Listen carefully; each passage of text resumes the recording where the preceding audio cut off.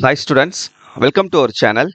So இந்த வீடியோவில் நம்ம என்ன பார்க்க போகிறோம் அப்படின்னா, இன்னைக்கு அதாவது 22/10/2025 அன்னைக்குன்னு தமிழ்நாடு முழுக்க பார்த்தீங்கன்னா பல மாவட்டங்களுக்கு ஆரஞ்சு அலர்ட்டும் சில மாவட்டங்களுக்கு ரெட் அலர்ட்டும் கொடுத்துருக்காங்க.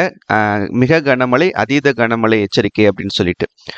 ஸோ அதனால் பார்த்தீங்கன்னா அந்தந்த மாவட்டங்களினுடைய மாவட்ட ஆட்சியர்கள் பார்த்தீங்கன்னா அந்த மாவட்டத்தில் இருக்கக்கூடிய பள்ளி கல்லூரிகளுக்கு விடுமுறை அளிப்பது சம்பந்தமாக முடிவு எடுத்துக்கலாம் அப்படின்னு சொல்லிட்டு நேற்று தமிழகத்தினுடைய முதலமைச்சர் அவர்கள் கொடுத்துருந்தாங்க.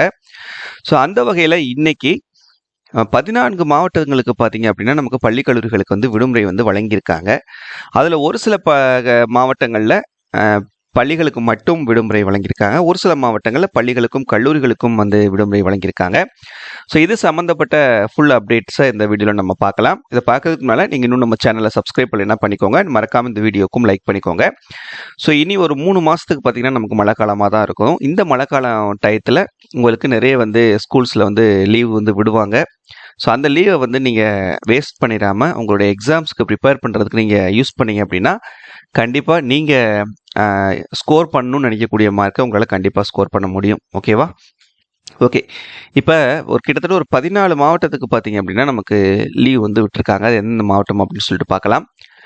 பள்ளி கல்லூரிகள் ரெண்டுக்குமே விடுமுறை அறிவிக்கப்பட்டுள்ள மாவட்டங்கள் அப்படின்னு சொல்லி பார்த்தீங்கன்னா காஞ்சிபுரம் மாவட்டம் இருக்குது. இதில் பள்ளி கல்லூரிகளுக்கு விடுமுறை. சிவகங்கை மாவட்டம் பள்ளி கல்லூரிகளுக்கு ரெண்டுக்குமே. ராணிப்பேட்டை மாவட்டம் பள்ளி கல்லூரிகளுக்கு. திருவள்ளூர் மாவட்டம் பள்ளி கல்லூரிகள் ரெண்டுக்குமே. திருவாரூர் மாவட்டம் பள்ளி கல்லூரிகள் ரெண்டுக்குமே. மயிலாடுதுறை மாவட்டம் பள்ளி கல்லூரிகள் ரெண்டுக்குமே.